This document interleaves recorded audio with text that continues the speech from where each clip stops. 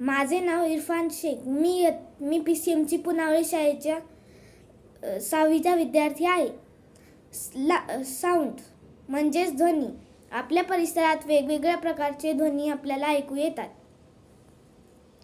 ध्वनी कोणकोणत्या प्रकारचे असतात, जसे की या चित्रात आपल्याला वेगवेगळ्या प्रकारचे ध्वनी असे आपण हे बघितले असतील. ही मुलगी गाणे गात आहे, ही चिमणी चिवचिव करत आहे, इथे फटाके वाजत आहे, ह्या दोन मुली एकमेकांशी कुजबुज करत आहेत, इथे ट्रॅफिक पोलीस शिट्टी वाजवत आहेत, हा मुलगा बासरी वाजवत आहे, इथे हॉर्न वाजवत आहे, इथे कुत्रा मांजराला भुंकत आहे. तर असे आपण ध्वनी तर काही मोठे ध्वनी आपल्याला सहज ऐकू येतात, तर काही ध्वनी आपल्याला लक्ष देऊन ऐकावे लागतात. तर काही ध्वनींचा आपल्याला त्रास होतो, तर काही ध्वनी आपल्याला आवडतात. तर कोणकोणते ध्वनी आपल्याला आवडतात, तर गाणे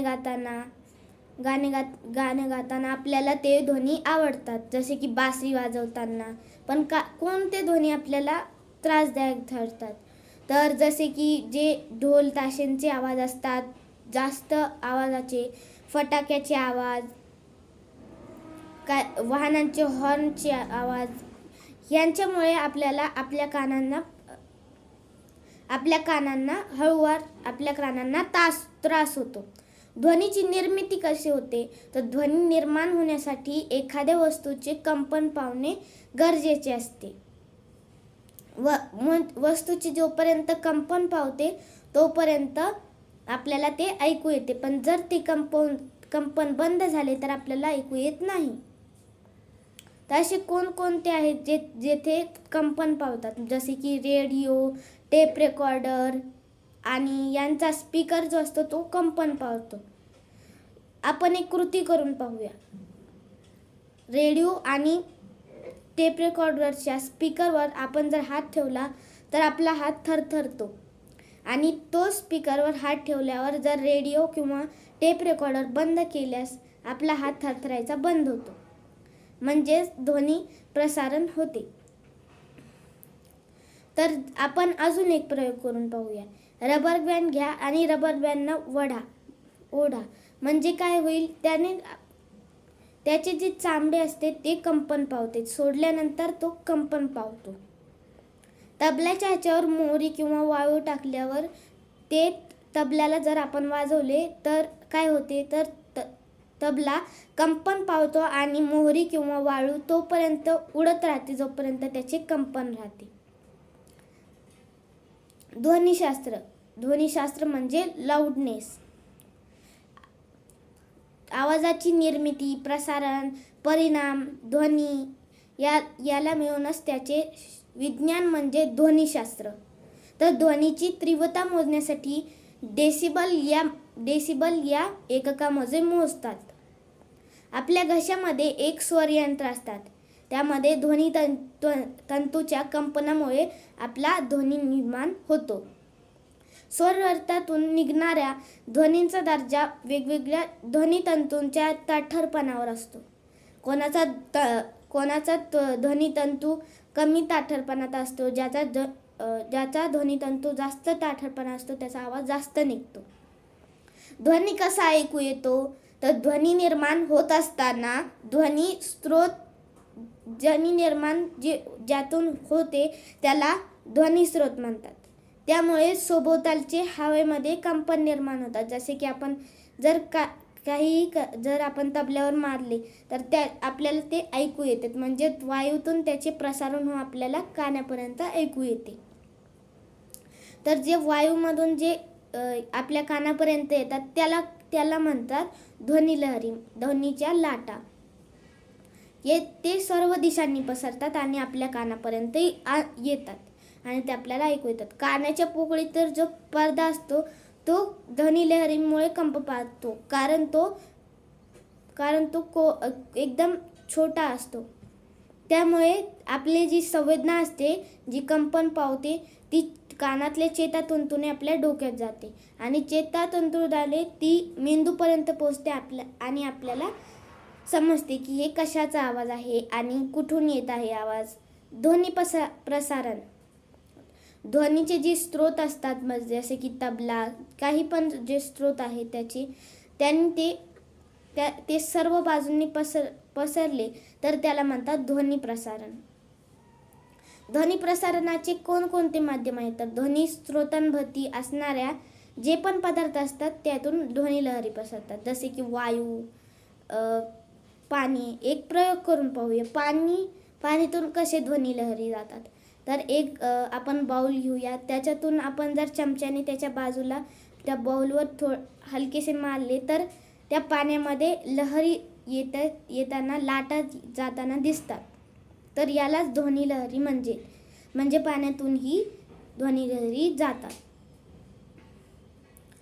तर जे आपल्या कानासाठी त्रासदायक असतात त्यांना काय म्हणतात तर ते जर आपल्या कानाला जास्त याने झाले तर आपल्याला कोणते परिणाम होऊ शकतात. तर जे सभोवतालची जी परिस्थिती असते जसे की बाजारामध्ये, रेल्वे स्थानक, बस स्थानक आणि कारखाना या जागी जेव्हा जातो आपण तर तिथे खूप गोंगाट असतो. कोणाला बोलत असेल जोराजोरात सगळीकडून आपल्याला ते त्रासदायक ध्वनी असतात. तर त्या त्रासदायक ध्वनीला आपण ध्वनी प्रदूषण म्हणतो. तर ध्वनी प्रदूषणाचे परिणाम काय होते तर कानाची जी ऐकण्याची क्षमता असते ती कमी होऊन बहिरेपणा येऊ शकतो. मानसिक थकवा जाणवतो जसे की आपल्याला खूपच स्वस्त वाटते, चिडचिड होते आणि आपल्याला जी लक्ष देऊन करण्याची जी कार्यक्षमता असते ती नष्ट होते. ध्वनी प्रदूषणावर उपाय काय आहेत. गाड्याचे हॉर्न शक्यतो वाजायला नाही पाहिजे. घरातील TV, रेडिओ आपल्याला जितके ऐकायचे असेल तितक्याच लिमिटमध्ये ठेवायला पाहिजे. जास्त आवाज नाही करायला पाहिजे. कारखाने, विमानतळे, बसस्थानक, रेल्वे स्थानक यापासून मानववस्ती दूर असायला पाहिजे. आणि फटाके, लाऊडस्पीकर, लग्नातील ढोल ताशे इत्यादींना जास्त नाही वाजवायला पाहिजे. यावर नियंत्रण केले पाहिजे म्हणजे कमीच प्रमाणात वाजवायला पाहिजे. त्याचा त्रास तो आपल्याला आवडतो पण तो दुसऱ्यांना त्याचा त्रासही होऊ शकतो. आता आपण रॉबिन आणि वुडवॉक हे पक्षी जमिनीमध्ये जे गांडूळ असतात त्याचा आवाज आपोआप ओळखतात म्हणजे त्यांची कानाची कार्यक्षमता किती चांगली आहे. आणि ते गांडुळाचा शोध लावून त्याचा आवाज ऐकून त्याचा भक्ष्य मिळवतात कारण त्यांची श्रवणयंत्रे एकदम संवेदनक्षम असतात. टोळाच्या काही जाती हवेतून उडतात. टोळा हा एक पक्षी आहे. ते त्यांचा थवा जेव्हा हवेतून जातो, हवेत उडताना त्यांचे पाय एकमेकांना घासून आवाज करतात. आणि मधमाशी, डास यांचे पंख फडफडल्यावर आवाजाची निर्मिती होते. तर यामुळेच ध्वनी निर्माण होते. आता आपण एक प्रयोग करूया. तुमच्या मित्राला टेबल समोर आणा.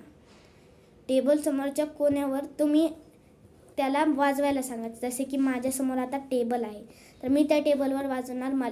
आता तो आवाज आपण बघूया. तर आपल्याला तो आवाज आला कानापर्यंत. आता तोच आपण टेबलवर कान लावून ऐकूया. तर कोणता आवाज स्पष्ट होईल ते बघूया. तर जेव्हा आपण कान टेबलावर लावले तेव्हा आपल्याला आवाज नीट प्रकारे किंवा स्पष्ट आला. तर मी तुम्हाला एक चित्र दाखवणार आहे आता. एक फुगा घ्या जसे की इथे दाखवले आहे. इथे पाणी भरलेला एक फुगा घ्या आणि एक हवा भरलेला. ते आपण कानाजवळ धरायचा. ज्याच्यात हवा भरली आहे ते धरायचा आणि त्याच्यावर हात फिरवायचा तर आवाज येईल. त्यानंतर पाणी भरलेलाच फुगा घ्या आणि थोडा हलवा. त्याला हाताने असं करा. तर त्यातून आपल्याला कोणत्या फुग्यामधून स्पष्ट आवाज आला. तर आपल्याला जे हवा भरलेला फुगा होता त्याच्यातून स्पष्ट आवाज आला. तर आता आपण एक चित्र पाहूया ज्यामुळे आपले ध्वनी प्रदूषण होते. ध्वनी प्रदूषण बघा, तर इथे बघा यामध्ये हे चित्र दाखवले आहे.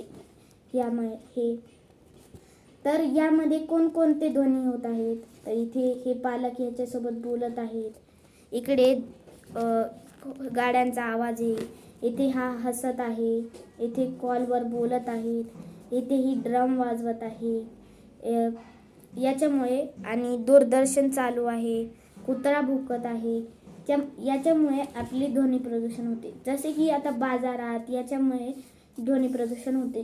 प्रत्येकाने आपापले काम शांतीपूर्वक केले पाहिजे. तर इथे ते सगळे होत नाही आहे, जसे की पक्ष्यांचा आवाज, यांच्या सगळ्यांच्या आवाजामुळे गोंधळ होत आहे. तर हे गोंधळ न करता आपले काम शांतीपूर्वक केले पाहिजे. तर ध्वनी असे तयार होतात. तर ध्वनी कसे आपल्याला कुठे कुठे ऐकायला भेटतात जास्त, तर जर बाजारामध्ये आपल्याला जर ध्वनी प्रदूषण टाळायचं असेल तर सर्वांनी शांतीपूर्वक एकमेकांशी बोलायला पाहिजे. बाजारातील दुकानदाराला नीट प्रकारे हळूहळू बोलायला पाहिजे, पण जसे जोरात ओरडायला नाही पाहिजे कोणी पण. तर यामुळे ध्वनी प्रदूषण टाळू शकते.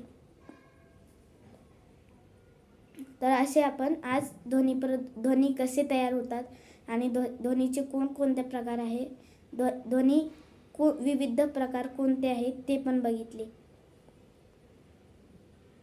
तर तुम्हाला एक मी चिन्ह दाखवणार आहे. ते चिन्ह तुम्ही कुठे ना हॉस्पिटलमध्ये, शाळांच्या रस्त्यावर बघितले असेल. हे बघा, असं चित्र आपल्याला शाळा, हॉस्पिटल यांच्याजवळ जिथे हॉर्न वाजवू नका असा ह्याच्यातून संदेश मिळतो आपल्याला. तर असे आपण ध्वनी म्हणजेच लाऊड आणि ध्वनीशास्त्र म्हणजेच लाऊडनेस याच्यावर हे आपण नीट प्रकारे समजून घेतले आहे. धन्यवाद.